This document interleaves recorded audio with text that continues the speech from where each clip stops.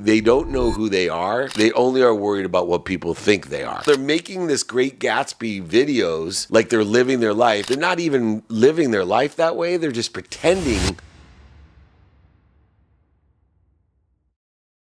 Welcome to the Shane So podcast. I have a very special guest, investor, entrepreneur, and speaker, and coach. He does so many things, and also one of the most smartest guys I've ever met. Very well spoken, and I've got a lot to Mr. David Meltzer. Thank you for being on. What a great introduction. Thanks, Shane, for having me. It's always a privilege and a pleasure to meet people that are aligned with my own core values and what I've learned about you, and why I'm super excited about being at your Pivot Summit on May 30th in Atlanta is that it's very rare that I find someone who has the same values, the same faith that I have. And I love finding people that I can pull a chair up next to me and allow them not to pay the dummy tax that I've paid in my life. Yeah. Well, like I said, I appreciate you coming. May 30th, 2025, we're going to do the Pivot Summit in Atlanta. And what we wanted was really like-minded people who really, truly wanted to give value to the people. So we're very honored to have you out there and hear from all your experience, because you were telling me like before about how 2008, 2010 was for everything. And you actually said it saved your life. Do you mind to kind of share with the audience that? I'm really glad that you asked. So, you know, my faith is based off of the fact that when there's no evidence, or the evidence is contrary to where you think you want to be, to me, that's when God's protecting you, promoting you, loving and perfecting you, not punishing you. And that we have to elevate our attention to it. And when I lost everything, I was in a bad place. I ran the most notable sports agency in the world. They had made the movie Jerry Maguire about our firm. So I was worth over $100 million. I had access, though, to what billionaires couldn't even afford to have access. Sidelines at the Super Bowl, backstage, you know, at concerts and award shows, the cabins at the Masters, you know, things like that. And I had surrounded myself with the wrong people and the wrong ideas. I was abusing drugs and alcohol, not respecting my marriage, going to strip clubs, partying way too much. And in 2006, before I lost everything, I came home at 5:30 in the morning after going to the Grammy Awards with a rapper from Atlanta named Little John. Oh, man. And I lied to my wife, told her I had a business meeting. She had told me not to go to the Grammy Awards, told me I wasn't paying attention to my family, wasn't paying attention to my business, and I certainly was partying too much. So I came home wasted at 5:30 in the morning, and my wife said something to me besides, "I'm leaving you, and you better take stock in who you were and what you want to become, or else you're going to end up dead." Oh, wow. She said something to me that changed my life. She said, if your mom, now the only reason I wanted to be rich is I grew up with a single mom, raised 6 kids, worked 2 jobs, one as a second grade teacher, packed my dinner in a station wagon with my siblings, and then filled up turnstiles at convenience stores with greeting cards just so we could eat. My mom was the type of person that we lived sometimes on food stamps, and she would buy number 2 pencils for her second grade class with food stamps. Wow. That's the type of person, while her 6 kids, to feed them. And my wife said to me that night, as I had everything I ever dreamed of. I had been a millionaire 9 months out of law school. My first exit was in 1995, 3 years after law school, for $3.4 billion with Thomson Reuters buying West Publishing. I had everything you could imagine in my life. And here she was, and my wife said, you know what? If your mom knew who you really were, what would she think? I still get choked up today because I went to bed so angry. I woke up saying, I hate my mom, I hate my dad, I hate my best friend, and I hate my wife. Because those were the only 4 people of thousands of people at the time, only 4 people telling me the truth, that I was lost, that I was going to die, that I needed help.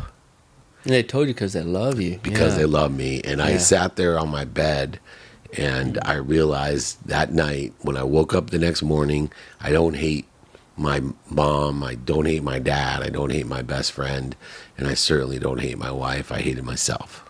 Wow. And so with, at that time, no faith, I started on my faith-based journey to take stock in who I was. We talked earlier about the values.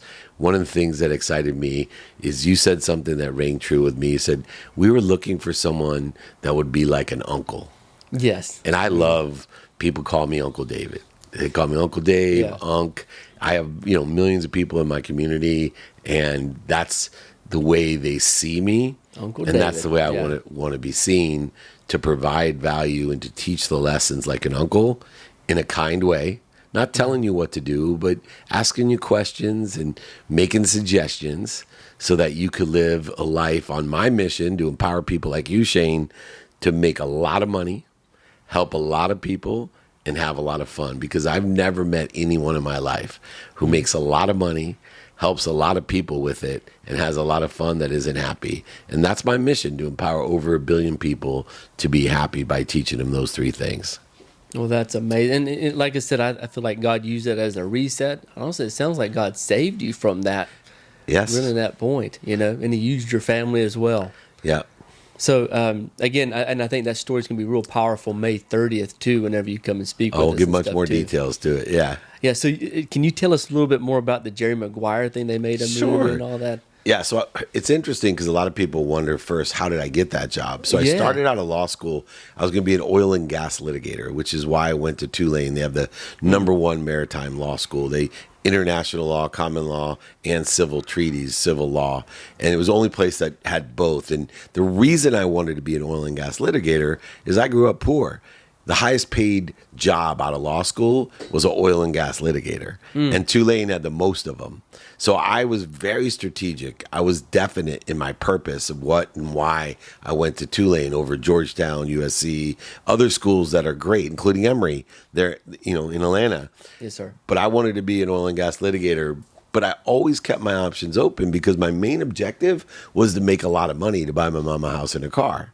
Oh, And wow, that was your why. That was my why. That's my why. So when I got offered out of law school, it was a $150,000 job to be an oil and gas litigator plus bonus, which in 1992, that's a lot of money. That's a lot of money. It was a Wow. lot of money. But I got offered a sales job in technology and the internet. A sales job, the comp plan was $250. Kind of like doctors sell medical equipment. They were hiring lawyers to sell legal research on the internet in 1992. Now, Wow. nobody thought it was going to work. Justice Scalia told me, Supreme Court Justice, David, nobody will ever do research on the internet. You need books. That was the mindset. And you see that same mindset through history and technology. People are never use credit cards on the internet, never buy a car on the Yeah. internet. This will never happen. Well, guess Now what? look. It's billions of dollars are happening around what would never happen. So I took this philosophy that just because someone loved me doesn't mean they give me good advice. Because my mom told me the internet was a fad and I needed to be a real lawyer. But 9 months out of law school, millionaire. 3 years later, sold $3.4 billion, changed my whole life. I went to the Silicon Valley, learned about venture capital. You and I both talked about M&A, right? I took wanna that get next in. step. So I was in real estate, investing my money that I made, and then I learned about venture capital, M&A. And so as that evolved, I ended up being the CEO of Samsung's first phone division in 1999, the world's first what they called convergence device. It was a Windows device that in 1990, there was no Apple, right? No iPhone. Yeah, I didn't even know that existed. Oh, It was the wow. world's first smartphone, but they didn't call it that. They called it the PC, half PC personal computer dash e-phone, and it was in Yeah. in Asia to start, and then in America. So as that grew, Samsung manufactured it to the second largest manufacturing company of phones in the world, Samsung. I was a sales guy. I wasn't qualified. Ironically, I meet Lee Steinberg, Jerry Maguire, and he hires me almost on the spot within 48 hours of meeting him. And I asked him, why are you hiring me? There's 2,500 people applying to be the CEO of the most notable sports agent. I'm not a good lawyer. I'm not a sports agent. Why would you hire me? And early 2000s, you know what he told me? What's David, that? the future of sports is in venture capital and technology. And you're the only one who has raised hundreds of millions of dollars, ran huge technology companies in the billions. I can't find someone like you. Of course I'm going to hire you. I can find sports agents and lawyers. They're a dime a dozen. Guys with your experience. So what I learned from there and where I teach and coach people all the time is that you need to develop your skills, your knowledge, and maintain and grow your desire. Because if you apply your skills, your knowledge, and your desire to what's doing well, what's stable, or what you think is doing well, and this is what you do in real estate. You're applying your skills, your knowledge, and your desire to what's stable, what's doing well, and what you think is doing well. Yes. That's why you've done commercial, you've done industrial, you've done residential, you've done car washes, you've done parking lots, probably storage, because you're just applying all of these skills and your knowledge of real estate to what's stable, what's doing well, and what you think is doing well. That's right, yeah. And so that's where I develop people to develop other people by focusing in on those things. I got hired to be the CEO of the most notable sports agency in the world. Warren Moon, Troy Aikman, Steve Young, Evander Holyfield, Lennox Lewis. The list goes on and on. That's because of my amazing. venture and my technology background, not my law degree. And how does it feel to look back and just say, look at all the things that you've done in your life? Because most people, to me, I'm an introverted person. So for me, I'm like, I would never be able to do that. But you have great connections. You've been able to kind of, it sounds like you're kind of fearless a little bit too. You're not Always, afraid of doing new faithful. things. I call it faithful, right? Faithful. Oh, I like that. I'm a faithful person. And I know that I'm protected and promoted, that I'm part of something bigger than me that loves me more than my mom. Think about that. I have more confidence that I have someone bigger than me that knows everything, has all the power in the world, who loves me more than my mom. And I know I simplify it for people, but imagine the confidence, the faith that I have when I make my decisions. As long as I do three things, and these are the three things I ask my kids. I do my best every day. I learn lessons every day, and I have fun. So when I saw my son yesterday, I have 4 kids. My youngest is 15. The rest are college or beyond. He said, I said, how's it going, man? He said, good. He said, had this test. I said, how'd you do? He said, I got an A-. And he seemed disappointed. And because he's always trying to live up to expectations, I said, hey, did you do your best? I did. What'd you learn? Well, I learned that just because you know something doesn't mean that if the question's not asked correctly, if you go too fast, you could miss one. And that's what I did. I didn't read the question right, even though I studied hard. I said, oh, that's a good lesson to learn. So slow down when you're reading the questions. And I said, did you have fun? And he's like, not really. I said, but it gave me a point of reference because I got to teach him one of my favorite lessons.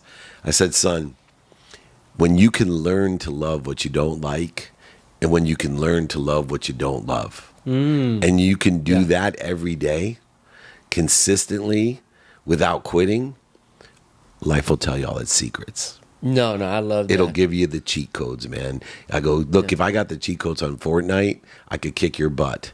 I said, don't you want the cheat codes to life? I said, this is the secret. When I played college football, and I'm not very good. I used to joke around saying I was an average college football player. I was told by my football coach later on when I got a little bit more famous, he came to me and goes, Dave, you were below average. I said, okay, thanks. But what it taught me, because I knew I wasn't going to play a lot, at least the first 3 years. I got to play my senior year, and it was the closest to my potential. Because remember, your basements are different. LeBron James, I could never reach his basement in basketball, no matter how much I practice.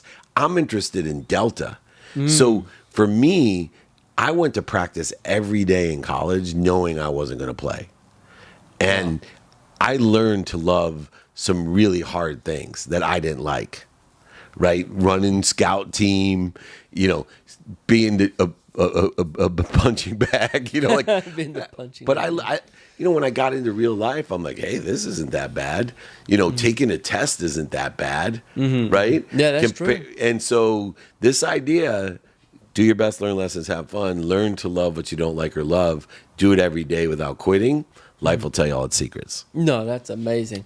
And now, one thing that you were telling me that you said that you didn't want to do, you wasn't interested, but now you are, is personal branding and stuff. Yes. And so, can you tell us how did you get into it? And you told me right before, if you Sure. don't mind to share that as well, because I'm I'm new to blessed. personal Yeah. branding too. So I was asked to help AJ Vaynerchuk, Gary Vaynerchuk's little brother. He wanted to start a sports agency called Vayner Sports. And so I was asked to meet with him and to be a consultant to teach all the dummy tax, all the lessons I learned about running the most notable sports agency in the world. And it was a really funny story. I didn't tell you this part. So Okay, let's I hear told him to meet in the Nike suite at the Super Bowl, 10 Super Bowls ago. Oh, that's crazy. And so I'm in the Nike suite. Everybody knows me. In fact, the guys who work for the Nike suite, they were actually clients of Lee and mine. You know, Oh, wow. and so we know everyone in there. And we're meeting, and all of a sudden, people are going crazy in the Nike suite. Oh my God, Gary Vee is here. Gary Vee is here. And I don't know who Gary Vee is. I'm with my- AJ Vaynerchuk, and I don't know who Gary Vee is. Yeah. So I ask AJ Vaynerchuk, oh man, who does he play for? And I wish I was videotaping back then, Yeah, right? yeah. But I wasn't in the game, right? I was resistant. He looked at me like, are you kidding? I'm like, no, really. He goes, no, he doesn't play that. He goes, that's my brother. He wants to own the Jets someday. I'm like, oh, I'd love to meet him. He goes, good, because I asked him to come meet you. And so I met him, and Gary said to me, hey, I really appreciate the help that you're giving us. I'd like to help you with your social media. Wow. And I was Wow. 50 years old, right? I'm like, I don't want. So I'm middle-aged mutant turtle. We're not on Instagram. We don't have. I actually told him I love this one too. Yeah. He said, Dave, I've listened to your radio show. I had a syndicated show on Gal wow. Media called Sports Blender with a famous Yankee and I. So, and he played for the Angels too. So we had that's this cool. radio show that was cool. It's called the Sports Blender, and he's like, you should do a podcast. And I said, podcast? There's like 200,000 podcasts. I don't want to do a podcast. That's, there's too many of those. Nobody's listening to those. He's like, trust me. So It's gonna be Gary big, Vaynerchuk got me started, and I was resistant like you. And he said, David, the future will not be in your company. It'll be in you. And I started your writing brand. books, speaking and coaching. And like you said, you can't read my bio because that would be the whole interview. Yeah, I was like, what do I read? It's like this. Yeah. Look, Amazing. I am here to empower people like you, to empower others, to encourage you to be your frequency. The cool thing about today is that you're not limited.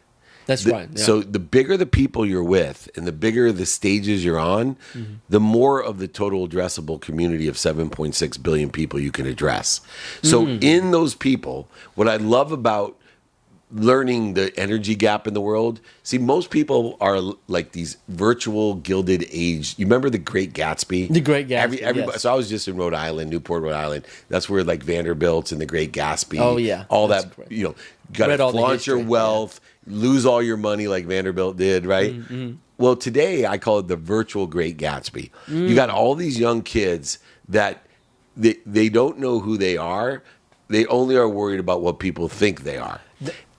And so yeah. So they're making this Great Gatsby videos like they're living their life. Meanwhile, they're not even living their life that way. They're just pretending on social media to live their life that way. The good news is they're not spending that much money like the Vanderbilts, so they're not going to lose everything because it's all virtual and fake. So I want to warn everyone, I am versus this is what I want people to think I am. That's right. This is the energy gap. And I wake up every morning in faith. I am happy. I am healthy. I am wealthy. I am worthy.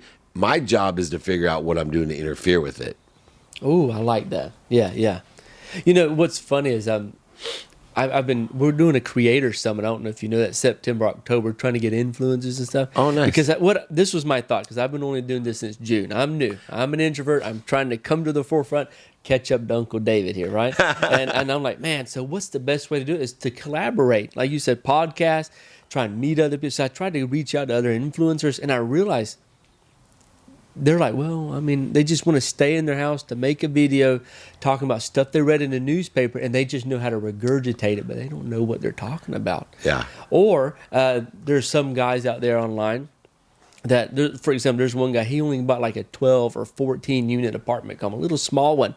and now he's a real estate guru. Right. So there's a lot of that out there. Yeah, the fake right? 19-year-old life coaches. That's what I call them. Oh, yeah, there you go. Very brave. Yeah. And there's like 19-year-old. Well, you got to come. We're going to do the National Restaurant Association, 70,000 people. Oh, wow. And we're collaborating. I'm bringing in podcast speakers like you to interview famous people at the show. Oh, I'd love that. Love to have you. It's in Chicago. We're going to fly you up.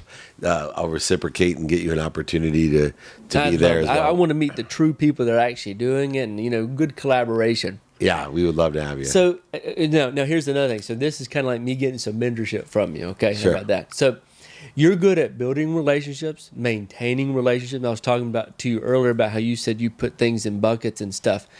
But how do you handle, nurture, and retain all these relationships?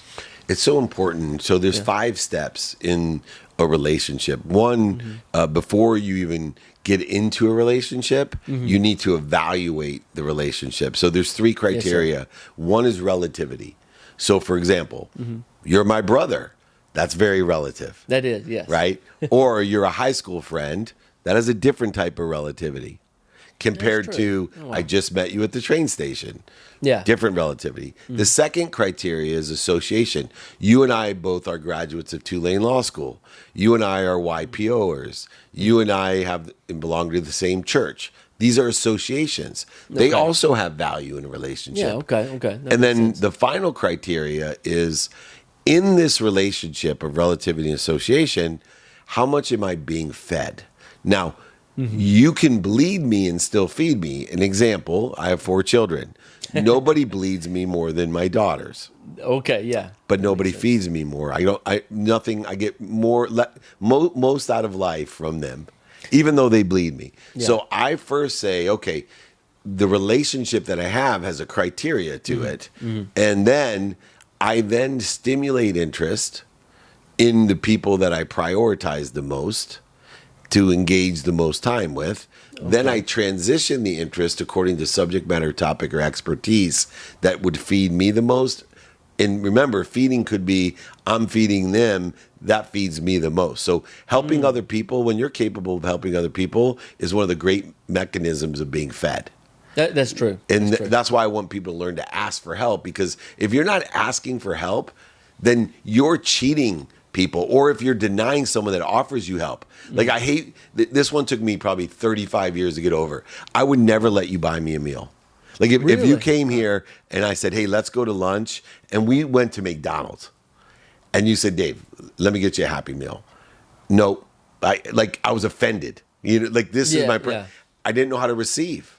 And then I realized, why am I cheating people the joy of paying, of being able to do something? That's the greatest joy of my life. And I thought I was being humble.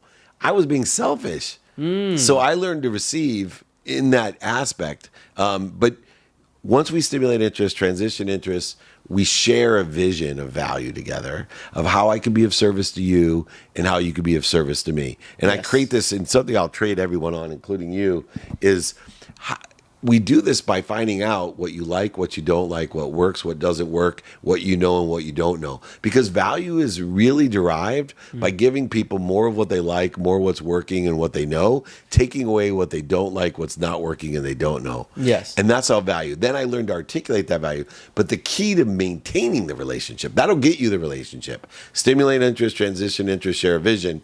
But the key is to manage and develop a relationship. Manage and develop. Okay. See, I don't believe in exceeding expectations. I believe in managing and developing. We talked about this earlier today about how time, emotion, and value changes. Right? I've created this virtual handshake tool, an overlap agreement to manage and develop our relationship, so that I'm saying, here's the intention of I'm going to pull up a seat next to me, Shane. I'm going to teach you this, this, this, and this. You're going to help me get me more podcast guests, a speaking engagement, or bring me real estate deals, because I don't have time to qualify them. I have money, but I trust you. You tell me, Dave, give me $100,000. We're going to own this together. Sweet.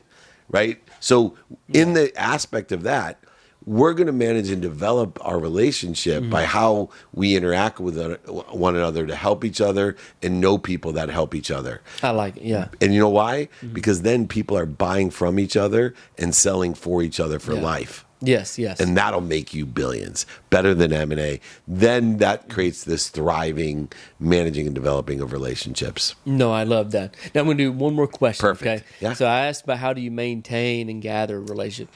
Well, at what point do you say, I need to stay away from this person or get away from something toxic? Like what would you say there? So when my wife gave me that ultimatum, the only true ultimatum she gave me was you need to fire these 3 childhood friends of yours from your life. So I had to call them and say, hey, this isn't about you, it's about me. I don't like myself when I'm with you, and you have too much influence in my life right now, and I need to fire you from my life. Now, that's very drastic. Because there's so much noise out there, using the 3 criteria, relativity, association, and feeding, when we use those 3 criteria, we then determine how much time, energy, and emotion am I going to give to that relationship, and we can let people fall away. The nice thing about all the noise is that unlike when you were a kid and I was a kid, you lived in southern Georgia, I'm sure in a small town. Small town. Right. And you couldn't let a relationship fall away because you're going to see that person at the diner, the dentist, right. Nowadays, it's so easy to let someone fall away. It is. Right? It's so easy to say, hey, they invite you somewhere. Oh, sorry, I can't make it. Well, pretty soon you're going to dissolve out of their life. So I use the 3 criteria in a falling away strategy. But if someone's truly toxic and they are abusive, they make me feel like shit, I'm going to fire them. I'm going to let them know, you know what? I don't like who I am when I'm around you. I take accountability because I'm giving meaning to what I see. And I always tell people, don't think what other people think. Forgive them for what other people think you think, etc. Because it's just perception. Yes, but you don't have to be around toxicity. In fact, I just sold my book to Simon & Schuster. It's called Don't Do Business with Dicks. And it's about exactly this criteria and utilizing it to better your life and better your divine direction. Yes, sir. Well, like I said, I want to say we're excited to have you come to our conference May 30th, the Pivot Summit, thepivotsummit.com. And if anyone wants to get 50% off, they can put Meltzer, get 50% off. Again, we wanted to have like an uncle feel. And honestly, I feel good. I feel like we have Uncle David. Got the right guy. You're a veteran in business, and also you have a lot of experiences in relationships and stuff. And again, I appreciate you being on the show. Thank you so much. Oh, it's been my pleasure. And you want to tell everyone real quick where they can find you online? I appreciate that. So please, anyone for your community, besides getting 50% off, use Meltzer, Meltzer. But besides that, anyone in this community that would like my book, I have it here, Connected to Goodness. I will sign a copy, send it to you, pay for shipping and the book. Wow. So anyone in your community and anyone that signs up for the summit, I will send and sign and ship and pay for it all. Just email me directly, david@dmeltzer.com, david@dmeltzer.com. Put it in the notes. Shane, I'll look forward to seeing you on May 30th in Atlanta. Hey, thank you, sir. I appreciate it. Thank you.